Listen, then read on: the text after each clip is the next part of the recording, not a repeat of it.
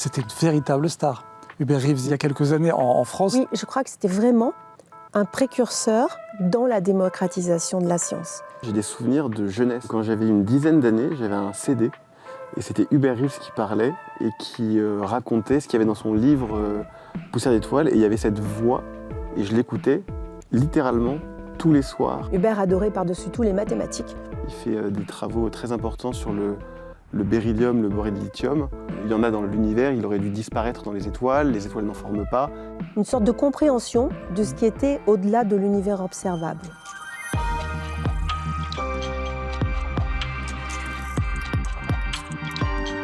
Laurence Honora, merci d'être avec nous dans Planétarium. Vous êtes entrepreneuse, organisatrice d'événements, conférencière vous-même.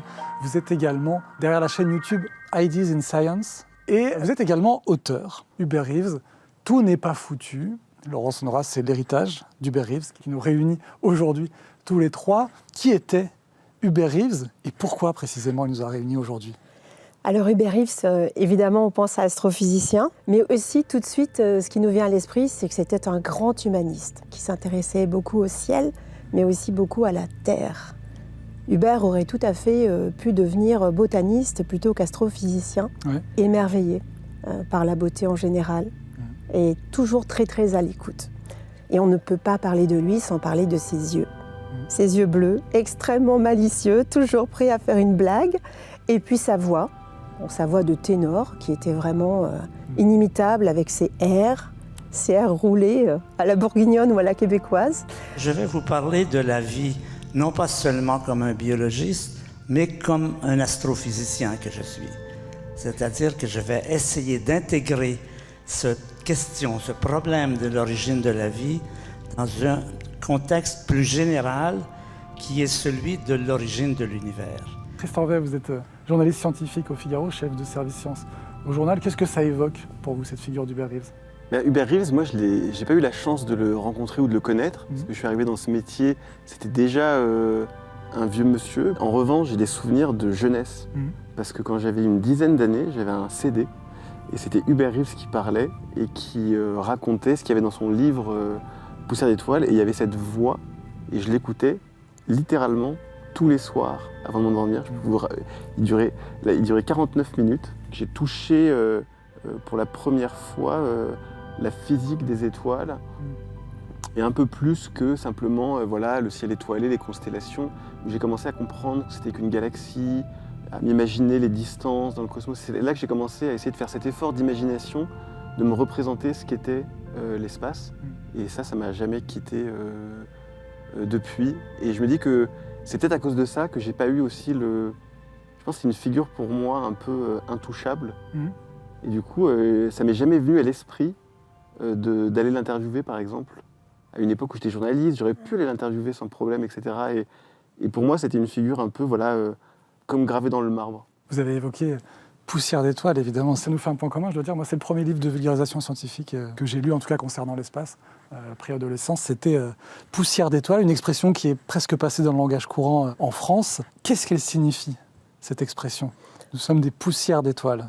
Alors cette expression, il l'a reprise de Carl Sagan, c'est-à-dire que depuis le début de l'univers, depuis les tout premiers instants, cette matière, tous ces éléments qui ont été créés finalement nous constituent. Et c'est cette espèce de retour d'expérience de pensée vers les tout premiers instants.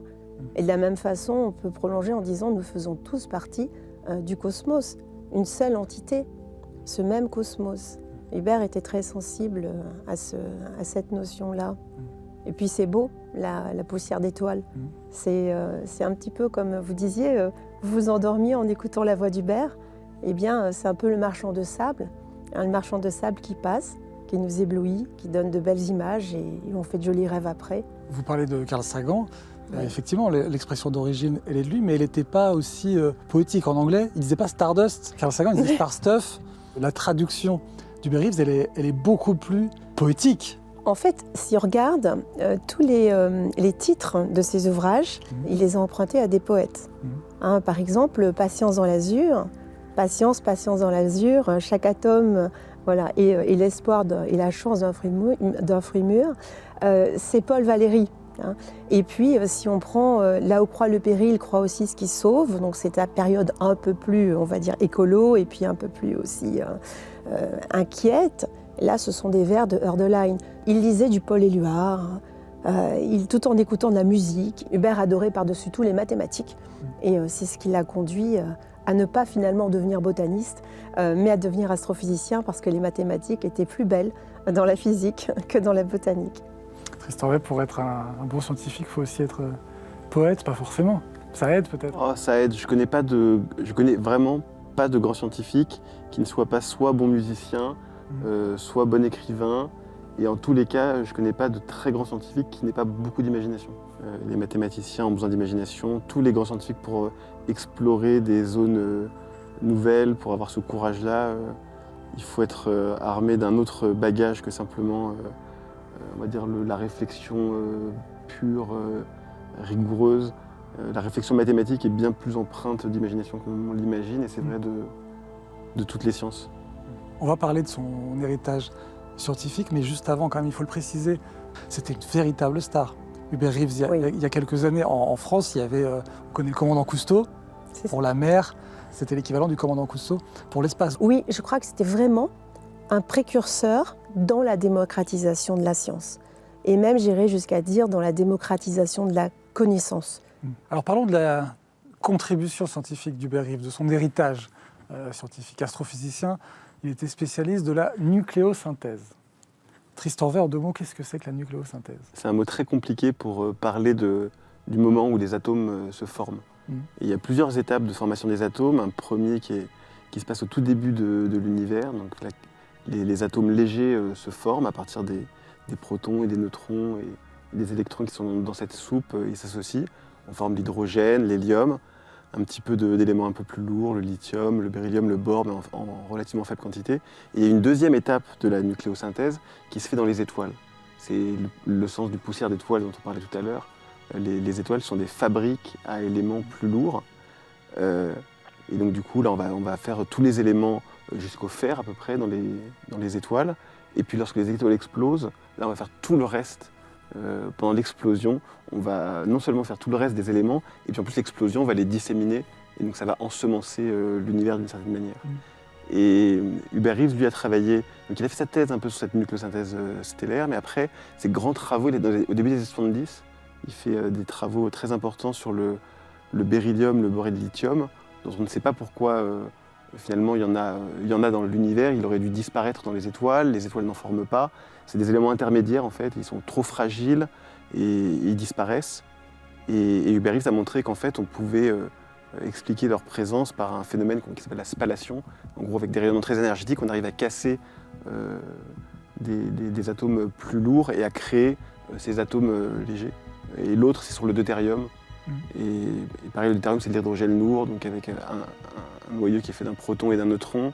Et là, il a montré en gros, il a découvert avec un collègue à lui que le Soleil n'avait pas la même composition en deutérium que la Terre, qu'il y en avait moins dans le Soleil que sur Terre.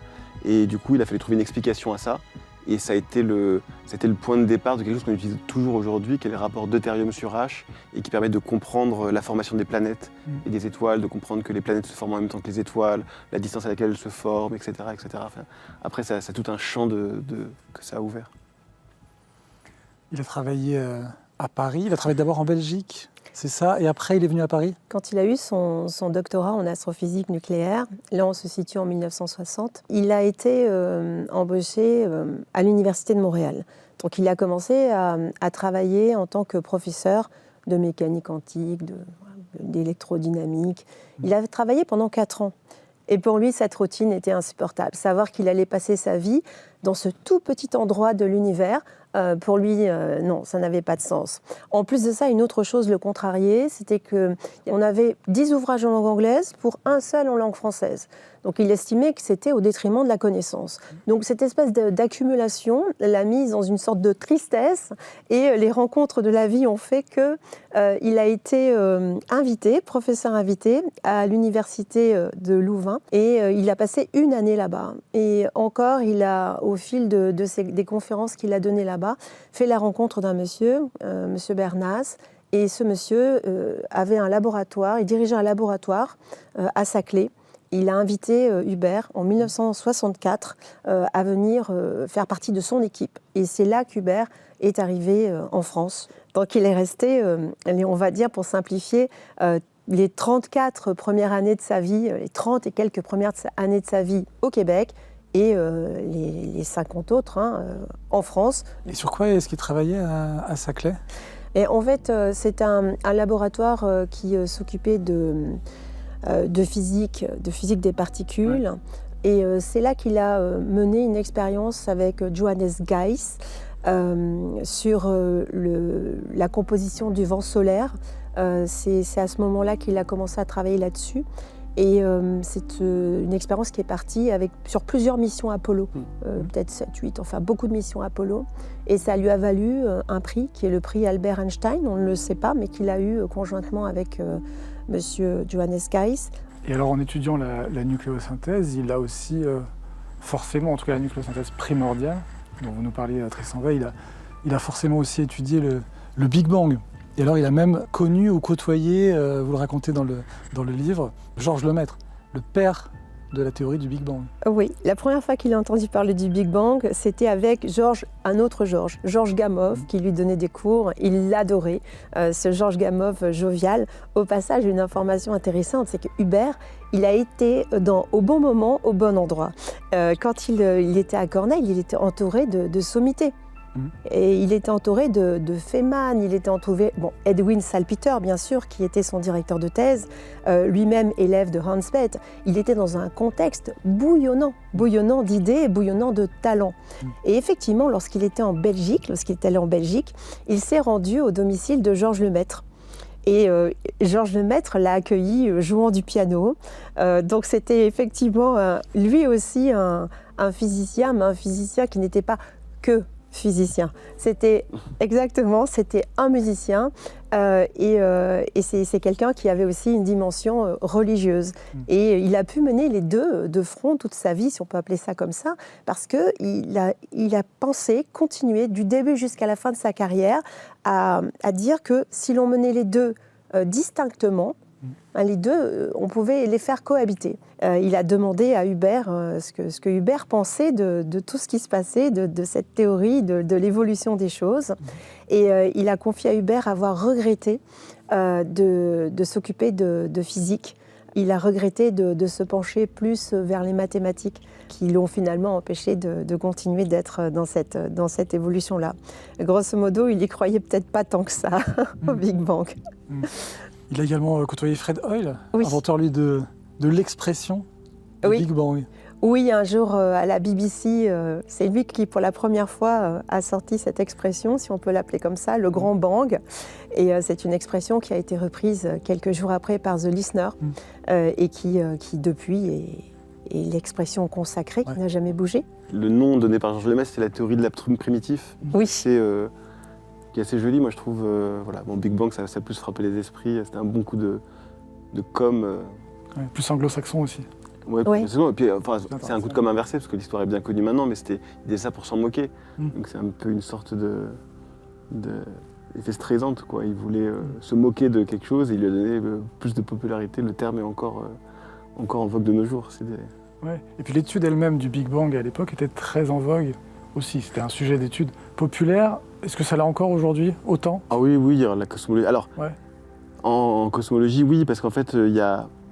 Comme la physique des particules bute un peu, c'est-à-dire qu'avec le LHC, on a trouvé le boson de Higgs, mais on peine en fait à déchirer le voile vers la physique qu'il y aurait derrière. Le LHC, aller plus loin que le LHC arrive à ses limites, il n'y a pas de nouveau accélérateur qui est en cours de construction. Donc il y a pas mal de physiciens des particules qui se sont détournés de la physique des particules pour s'orienter vers, notamment les théoriciens, vers de la cosmologie. Parce que là, il y a beaucoup plus de travaux, on va dire, testables avec des appareils qui vont permettre de tester des choses qui se passaient dans ces premiers instants de l'univers. Et il y a plein de choses, mais l'inflation, par exemple, et l'âge sombre, tout ce qui se passe dans les premières minutes, on va dire, depuis le Big Bang, sont pleines de physique un peu exotiques et qui peuvent avoir des répercussions sur des observables actuelle. Et donc du coup, c'est une voie qui génère pas mal de travaux. Donc non, c'est la cosmologie, c'est un domaine très actif de recherche actuellement. Donc il a côtoyé Georges Lemaître, on l'a dit. Est-ce qu'il était croyant lui-même, comme Georges Lemaître qui était chanoine? Alors, à cette question-là, Hubert a toujours botté en touche. Donc on ne le sait pas? Il a été élevé dans un Québec qui était un Québec catholique, clairement. Il est allé au collège Jean de Brébeuf. Au collège Jean de Brébeuf, c'était vraiment... la religion était omniprésente. Donc toute sa scolarité, il l'a faite dans cet esprit-là. C'est même à cette époque-là l'Église qui avait la main sur l'éducation, entre autres, mais sur bien d'autres choses aussi, sur la santé par exemple. Donc pour lui, sa jeunesse a été faite comme ça. Ensuite, quand il a eu 15-16 ans à l'adolescence, il s'est dit « il faut que je choisisse ». Et un été, après être revenu de Chalk River, où il avait effectué un stage d'étudiant, il a écrit à un prêtre en lui disant « j'ai dû choisir. Je n'étais pas sûre, mais maintenant je le sais. Je veux faire de la science. Et donc de la magie, disait-il.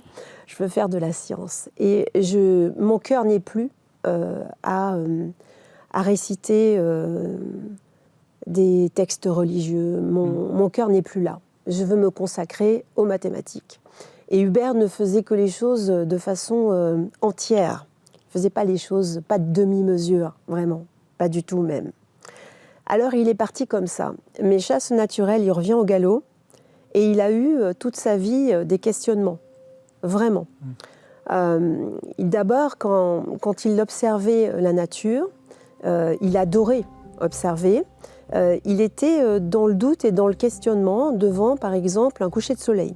Il se disait, finalement, ce coucher de soleil qui est magnifique, avec des couleurs extraordinaires, est-ce qu'il ne serait pas seulement le résultat des équations de Maxwell? Et en fait, la magie était tuée par la science, si on raisonnait comme ça. Les vagues qui revenaient avec une certaine fréquence, c'était certes beau, mais finalement c'était calculable. Et il a eu vraiment ce tiraillement toute sa vie. Et j'ai observé, mais ça c'est vraiment une observation personnelle, c'est vraiment mon point de vue personnel, une sorte de glissement chez Hubert. Hubert a dit « les salles de concert sont mes églises ». Et je pense que la religion qu'il ne pouvait pas exprimer comme il l'aurait peut-être voulu à certains moments, il l'a transformée, il l'a convertie dans la musique. Et quand il n'arrivait plus à avoir de solutions qui venaient à son esprit, d'explications, par exemple l'origine de l'univers, d'où venons-nous, où allons-nous, eh bien, il écoutait la musique. Il écoutait la musique tout le temps en fait. Il écoutait parfois très très fort la musique classique. Et lui, c'était son refuge. Avec la musique, il pouvait s'évader et avoir une sorte de compréhension de ce qui était au-delà de l'univers observable. Il n'a pas eu peur de se frotter à des sujets spirituels. Il avait participé à cet ouvrage-là que j'avais noté, oui, La synchronicité et l'âme, oui, en 1995. Alors, on était plus sur de la psychanalyse, autour de Jung. Il adorait. À l'époque, donc, il avait quand même il adorait Jung, il adorait la psychanalyse, ouais. Il adorait tout ça. C'est-à-dire que pour Hubert, aucune porte n'était en plus. Mais pour Hubert, aucune porte n'était fermée. Aucune porte. C'était un explorateur. Donc il aimait aller voir ce que disaient les psychanalystes, ce que disaient les poètes, ce que les musiciens pouvaient transmettre. Pour lui, le Magnificat de Bach ne peut pas être l'œuvre d'un seul homme, tellement c'est magnifique. Pour lui, le son qui s'enchaînait comme ça, c'était certainement quelque chose qui venait d'ailleurs, que notre compréhension d'aujourd'hui encore ne nous permet pas d'atteindre. Pour Hubert, c'était la science, elle avançait par tâtonnement, pas seulement pour Hubert d'ailleurs, hein, la science avance par tâtonnement. Ce qui est vrai aujourd'hui peut être pas exactement vrai demain, va avancer, va se modifier au fur et à mesure de ce qu'on comprend. Et pour Hubert, rien n'était joué d'avance, aucune porte n'était fermée. il était québécois. Pourquoi est-ce que, selon vous, ou comment plutôt, il est parvenu à s'installer aussi durablement dans le cœur des Français? Tout à l'heure, vous le disiez, en fait, avec Hubert, vous avez commencé à regarder le ciel, à essayer de comprendre. En fait, tout ce qui faisait peur, sans Hubert, devenait accessible et familier. Les personnes qui avaient peur des mathématiques écoutaient Hubert et puis finalement, c'était beaucoup plus accessible. Hubert, il savait utiliser des mots, des images pour rendre simple quelque chose de complexe. Par exemple, quand il parlait des météorites, c'est compliqué une météorite. Lui, il parlait de caillasses qui tombent du ciel. Donc tout le monde sait ce que c'est qu'une caillasse et tout le monde se mettait à aller chercher des météorites. Expliquer combien de temps le Soleil va encore être là, pour lui c'était aussi très simple. Et à son émission justement de Bernard Pivot, là c'était en 81, c'est ce qui l'a vraiment rendu célèbre, avec Patience dans l'azur, juste avant Paussière d'étoiles. C'était son premier livre. C'est son premier livre connu. Énorme. Ah mais c'était plus d'1 million d'exemplaires, je ne sais plus combien de nombre de langues de traduction, c'est peut-être une trentaine. On le trouve toujours dans n'importe quelle librairie. Vraiment beaucoup, c'est du niveau aujourd'hui Joël Dicker ou Guillaume Musso. Et alors il disait, pour expliquer, le soleil il carbure au nucléaire, et comme une voiture carbure à l'essence. Et ça tout le monde comprend. Après il disait, mais dans l'espace, il n'y a pas de station de pompage. Donc une fois que le Soleil a fini d'utiliser ses ressources nucléaires, eh bien il va mourir. Et il expliquait que comment calculer ça, quand est-ce qu'il allait mourir? L'énergie, c'était la masse du Soleil. On savait combien d'énergie il consommait à peu près, donc une petite division et hop, 5,5 milliards d'années. Et là, tout le monde comprenait. Il avait ce don-là. Et je pense que Hubert nous rendait intelligents. Ou du moins nous permettait de penser qu'on l'est intelligent. Il avait ce truc qui dégageait, qui dégage peu de gens, tellement chaleureux que je pense qu'on a tous eu l'impression d'être le meilleur ami d'Hubert Reeves. Et du coup, quand il est mort, moi j'ai eu un pincement au cœur, alors que je l'avais jamais vu, que j'avais pas lu Poussière d'étoiles depuis très longtemps. On peut pas dire qu'au quotidien... mais voilà, il m'a tellement marqué dans ma jeunesse et je pense que tout le monde a ressenti ça un peu. Ouais. Il y a beaucoup de générations, des petits-enfants spirituels, des enfants spirituels d'Hubert, beaucoup d'astrophysiciennes et d'astrophysiciens qui le sont devenus parce qu'ils ont entendu Hubert. En lisant votre livre, l'impression que j'avais, c'est qu'il incarnait aussi à sa manière... Le parcours de la science du XXe siècle, en tout cas du point de vue de la France. C'est-à-dire qu'il a à la fois cette période de la France d'après-guerre, de la France du nucléaire, la France du Concorde, la France de l'innovation, la France vraiment très, très scientifique, voilà, qui se reconstruit après la guerre, mais de manière très très dynamique. Et puis, petit à petit, un discours qui, comme vous le disiez, qui évolue jusqu'à l'écologie, jusqu'au doute, jusqu'aux craintes, et qui aujourd'hui tend presque à se retourner aussi. Aujourd'hui, l'écologie qui, par certains aspects, peut presque mettre en péril ou en tout cas retarder des projets scientifiques. Est-ce que je me trompe? Non, c'est exact. Mais Hubert a gardé cet espoir. Même s'il avait quand même tout un côté de lui qui pouvait être extrêmement déprimé, il faut le savoir, Hubert, il était sensible jusqu'à être vraiment déprimé. Oui, complètement. Hubert croyait en l'être humain. Et c'est dans Là où croit le péril, croit aussi ce qui sauve, qu'il l'explique. Mais il évoquait surtout ce qu'il aimait appeler le PFH, le putain de facteur humain. C'est-à-dire que l'homme était capable du pire, de la bombe nucléaire, il était capable des pires destructions, mais il était aussi capable de créer. Et c'est la seule espèce humaine capable de ça, d'écrire de la musique, de réaliser une peinture, une œuvre d'art. Et il se disait que l'homme allait cesser de scier la branche sur laquelle il était assis, qu'il allait arrêter ce massacre, ayant bien conscience que la planète serait toujours là après la disparition de l'humanité. Clairement, elle s'en porterait mieux.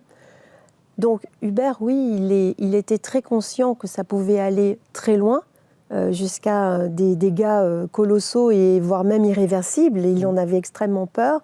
Mais de notre côté, sa confiance en l'être humain était supérieure à cette peur. Et le fait d'agir de prendre part dans Humanité et Biodiversité, de lui-même faire des conférences pour exposer ce qui se passait, ça lui permettait de retrouver le moral et de se dire « je fais ma part ». Et lui, c'était là où se situait son espoir. Tout n'était pas foutu. Tout n'est pas foutu, c'est le titre de votre livre, Hubert Reeves, Tout n'est pas foutu. Ça.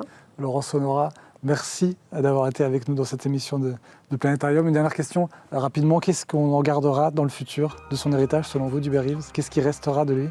L'avenir est toujours surprenant. Merci beaucoup, Tristan Bay, votre participation, chef de service Sciences au Figaro. À la semaine prochaine pour un prochain numéro de Planétarium.